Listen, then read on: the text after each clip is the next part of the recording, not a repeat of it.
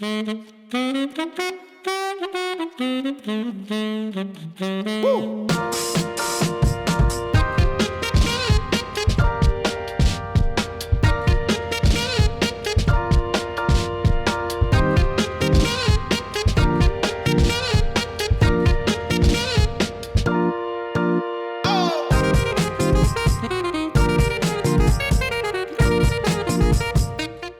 Welcome to Night Talks, the University of Florida College of Journalism and Communications talk show produced by students for you. I'm Julianne Jane, a third-year student studying media productions, management, and technology, and our guest today is Michael Goldrick, a CJC alum who served as news director for WHEC-TV in Rochester, New York, and WPXI-TV in Pittsburgh, Pennsylvania.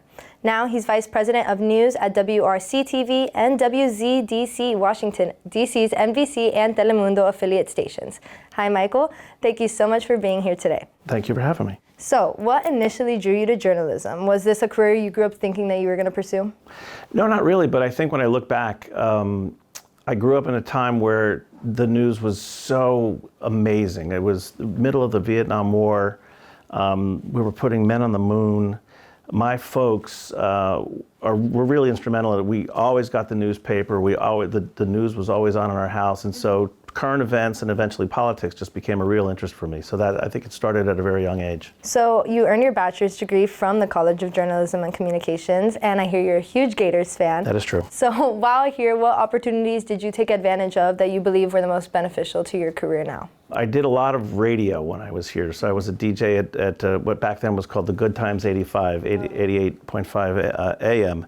And I worked the Sunday morning shift, and I was in a fraternity. So being able to get up here at 6 a.m. every Sunday, come rain or come shine, I think prepared me for the grind that can sometimes be your early part of your career in TV news. So after graduating, you started working with WP-TV, West Palm Beach's NBC affiliate. How did you come to get your first job in broadcast media? It was really wild. Like I said, I didn't really plan on going into news. I wanted to be a writer for David Letterman. Oh, really? Back when he was still on NBC. So I went to New York. I grew up in New Jersey, and knocked on doors in Manhattan for 3 weeks. Didn't come up with anything. Went home to Delray Beach. There was an ad for a job at WPTV in the paper on Sunday. I called the station on Monday. I interviewed on Tuesday, and I started on Wednesday. Wow, so back to back. Yeah, they were looking for someone on the floor crew. So I was a camera operator, a studio, a floor director, and did that for about 8 or 9 months. And then a job opened up in the newsroom, which I went for and got. So I was a nightside assignment editor at PTV in West Palm in 1986. And next you became a producer for WTSP-TV, the Tampa CBS station. Which shows did you work on there? And as a producer, what did your responsibilities include? You know, producing, I like the idea of producing more than working on the assignment desk because it allowed, I think, to work that creative muscle in terms of building a show, writing stories, choosing the order in which what stories would be in the newscast. So that I really enjoyed that part of the job, and I kind of like being in charge a little bit too. Definitely. So I got an offer to be a weekend assignment editor at WTSP. So I started there, and parlayed that into a producer job. So I would come in on my days off and shadow the noon producer. And then one day the noon producer decided he wanted to go sell insurance. So there was an opening, and I had already been kind of filling in, and so I got the job. And so I was there for 5 years and eventually wound up becoming the 5 o'clock producer. Wow, that's awesome. Yeah. You then became a producer for WDIV-TV for Detroit, Michigan NBC, followed by senior producer in Houston, Texas for KPRC-TV. What led you out of state, and how are these stations different than those that you worked for previously? So my wife, after graduating from law school, got a job at a really prestigious firm here in the state of Florida. And after we had our first child, she wanted to stay home with the baby. So I interviewed in Cleveland, Detroit, and Seattle, and got the job in Detroit. Actually, I had done a session at the Poynter Institutes in St. Petersburg, and one of the guys who was one of the professors was the executive producer at WDIV. Oh, wow. And we hit it off during that week, and he said, if you ever want to come work in Detroit, let me know. So I think that whole thing about making connections in our business is really important.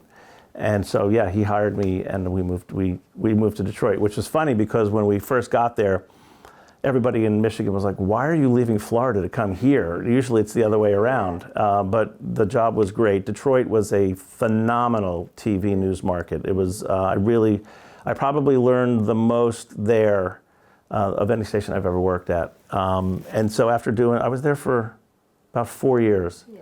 And then it was time, I felt like I'd kind of done the producer thing and I wanted to get involved in management. So I went to KPRC, which is a sister station. It was owned by, back then it was called Post Newsweek, now it's called Graham Media.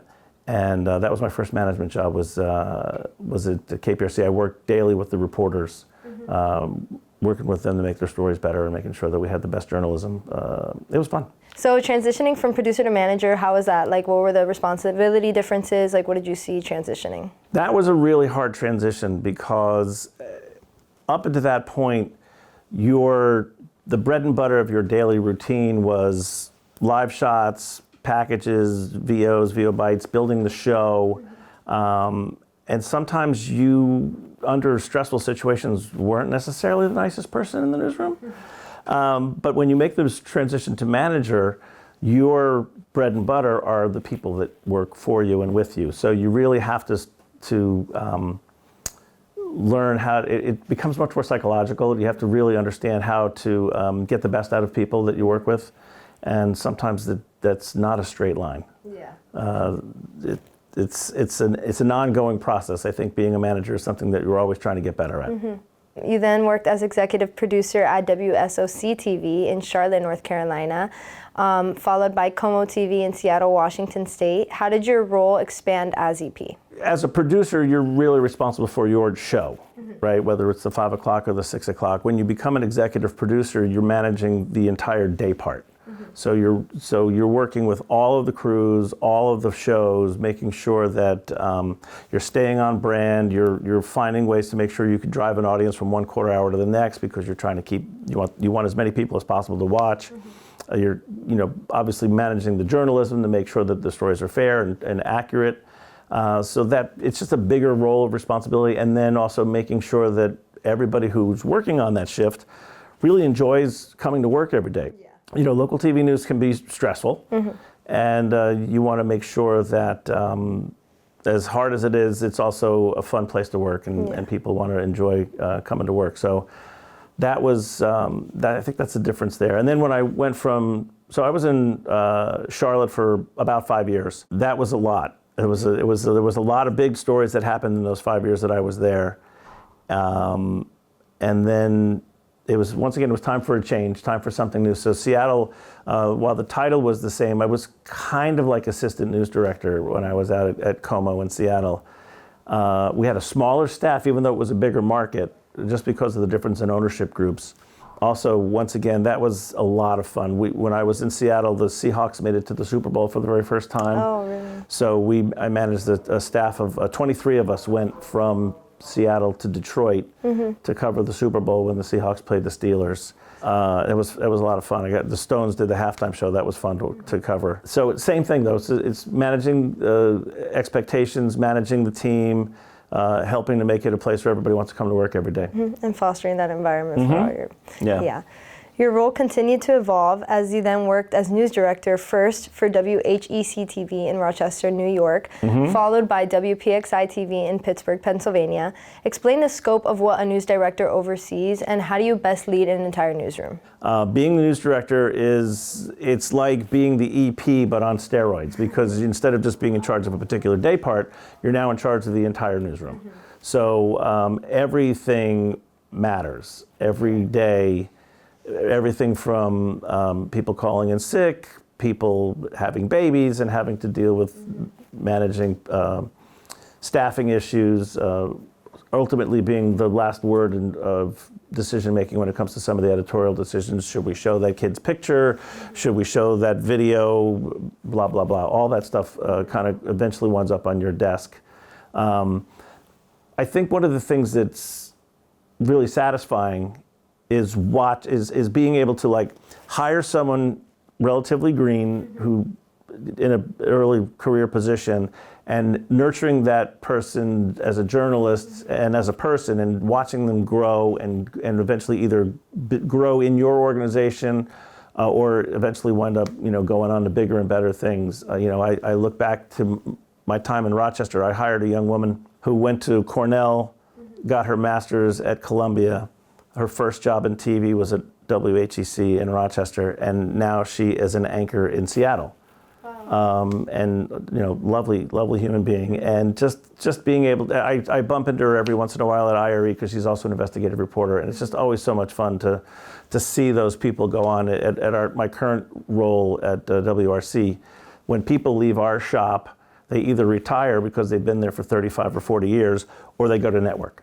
And so seeing people who have moved on to the network is really satisfying to feel like you were a part of that person's growth. Speaking of growth, actually, do you ever miss your smaller roles from when you first started out? Like now that you're in your managing positions, do you ever miss those smaller things that you did? I get a chance to play every once in a while. When there's breaking news, I will run up to the front of the newsroom and stand right by the assignment desk and make sure that everything, the kinds of things I would have done 10 or 15 or 20 years ago, I say, hey, are we sending the chopper? Did we send the crew here?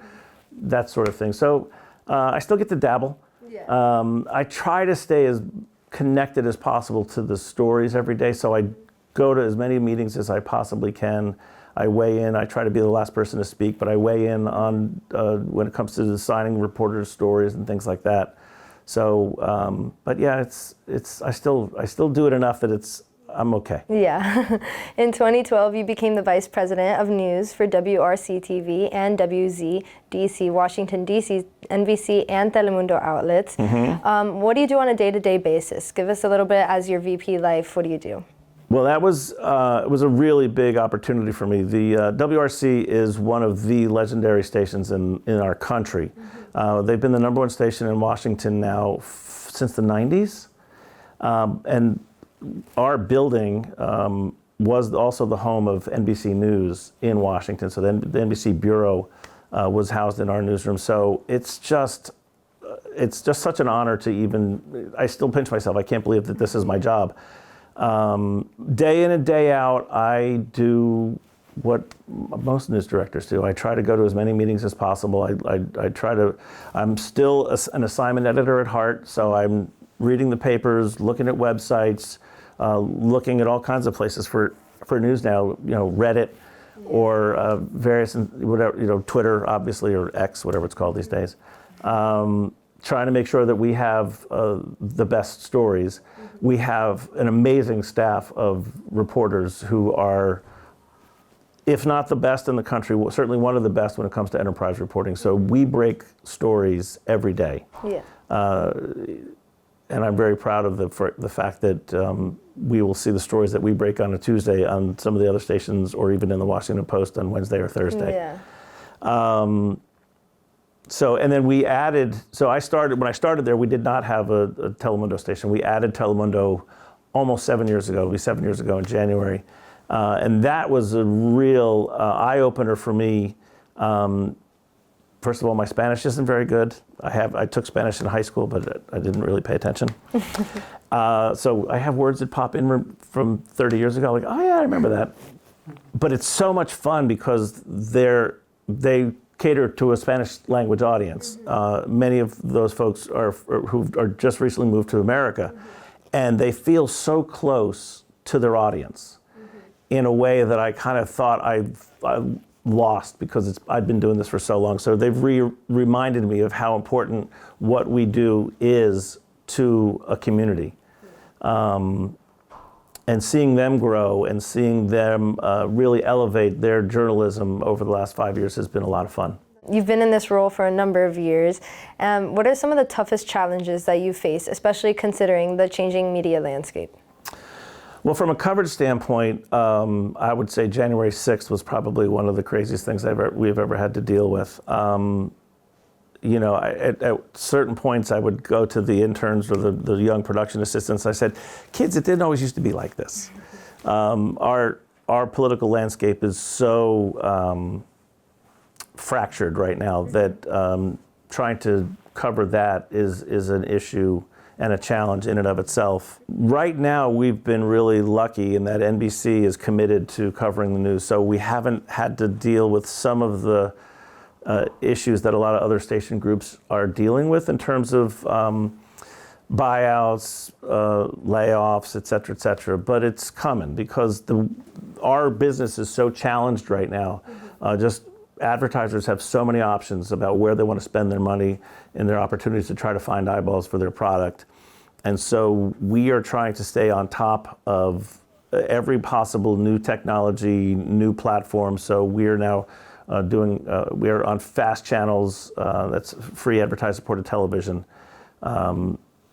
Roku, Tubi, Zumo.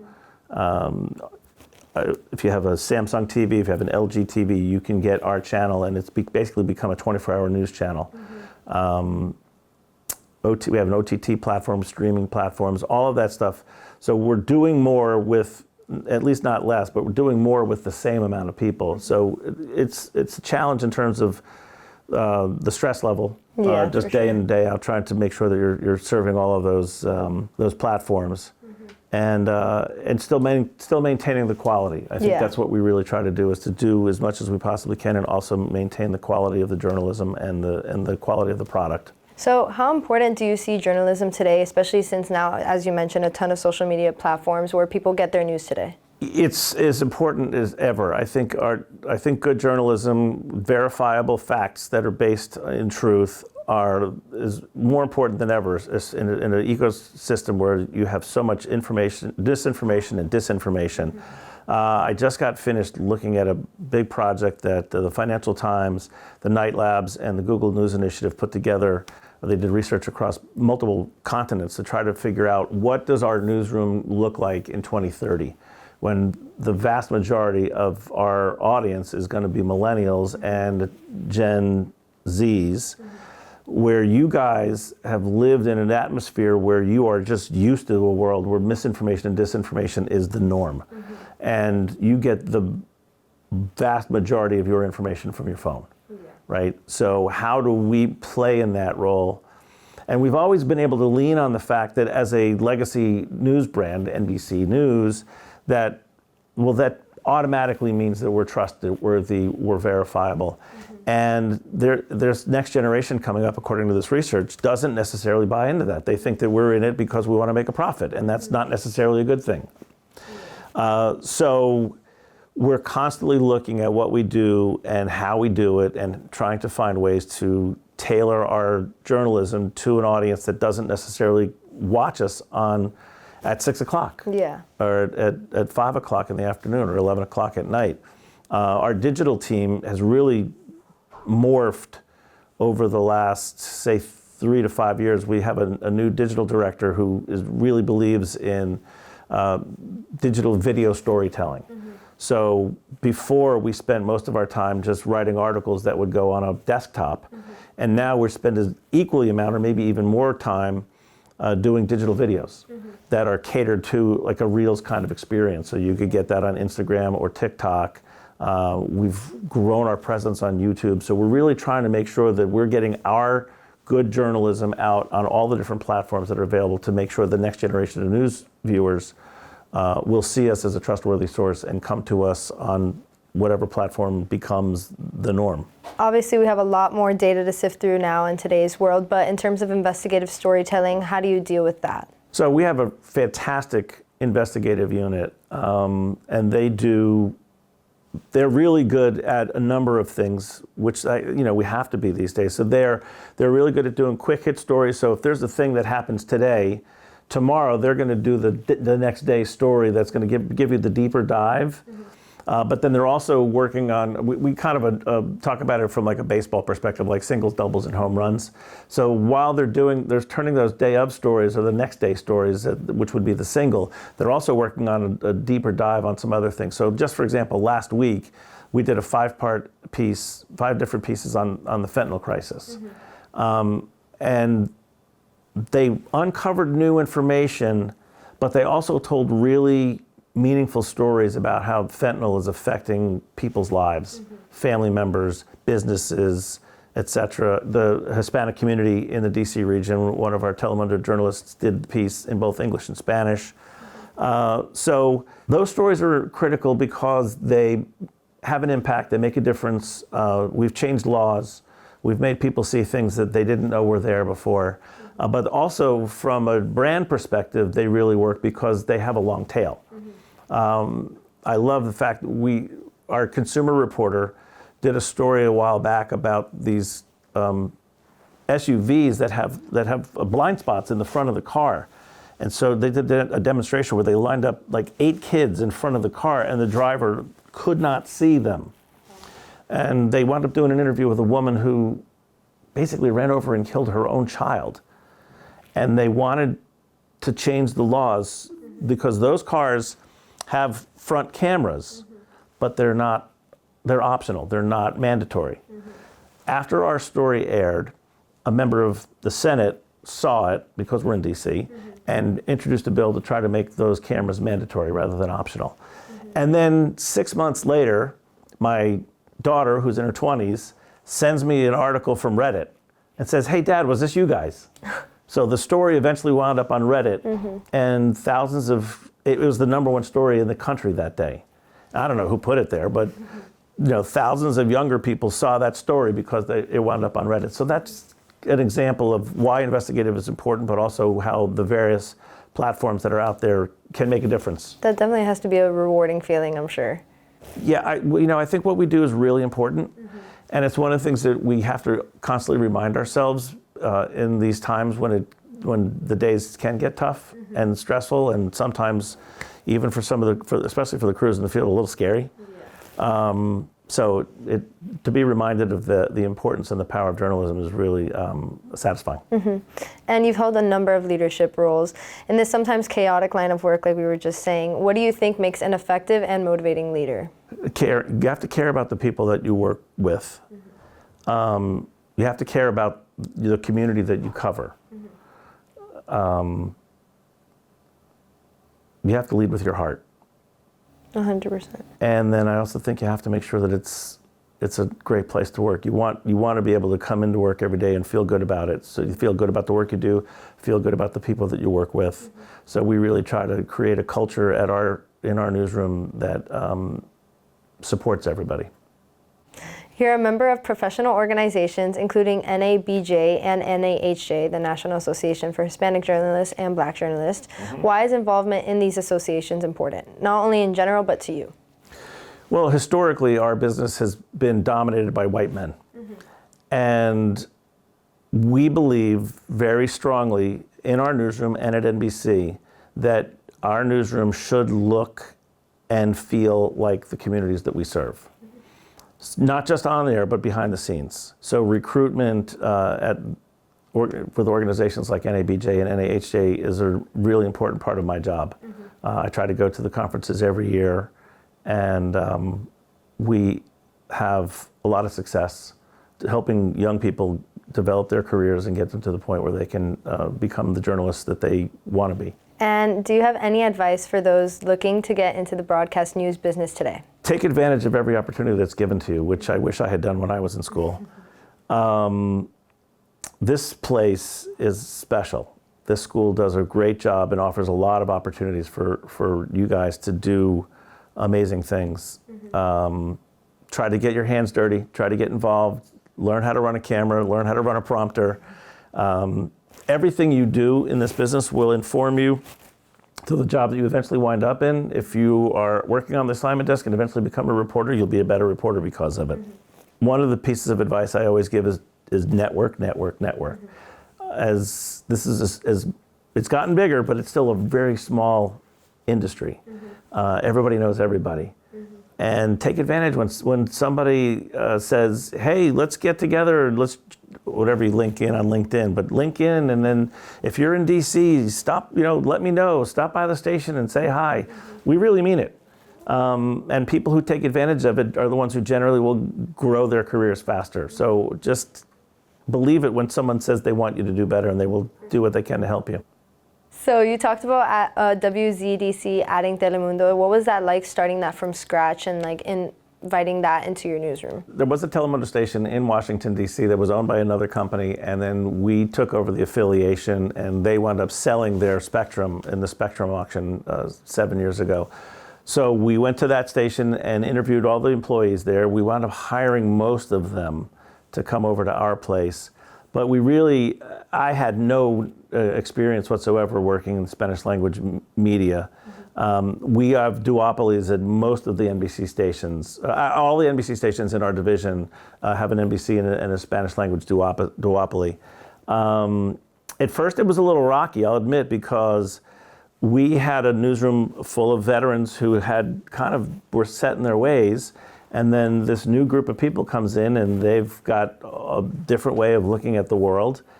And there were bumps along the way, I'll admit, but I think we've always tried to make sure that the Telemundo team understood that the NBC team was there to help and support them. They're a much smaller team. We have well over 100 news gatherers on the NBC side, market 7.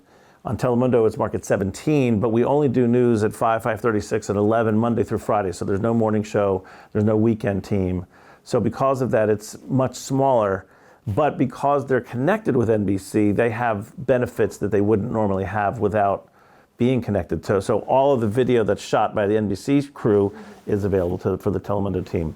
Most of the NBC reporters will get Spanish language sound if and when it's available on the stories that they're on, and then that can translate over to the Telemundo team. We have a helicopter that we can now share with both stations. So there's a lot of benefits for Telemundo. And then there's a lot of benefits on the NBC side because all of the Telemundo journalists are bilingual. So when they'll cover a story, and they'll uncover stories that we might not be aware of because it's kind of a story that's buried in the Spanish language community that we become aware of through those great journalists that we will then put on NBC, and then the other stations in town are jealous because we break a story that they don't know about. So it really goes back and forth both ways, and I think it's beneficial for both organizations. Well, thank you so much for your insight and time, Michael. I really appreciate everything you told us today. I feel like it was definitely all worthwhile and very meaningful. And thank you to our viewers for joining us. Until next time, good night.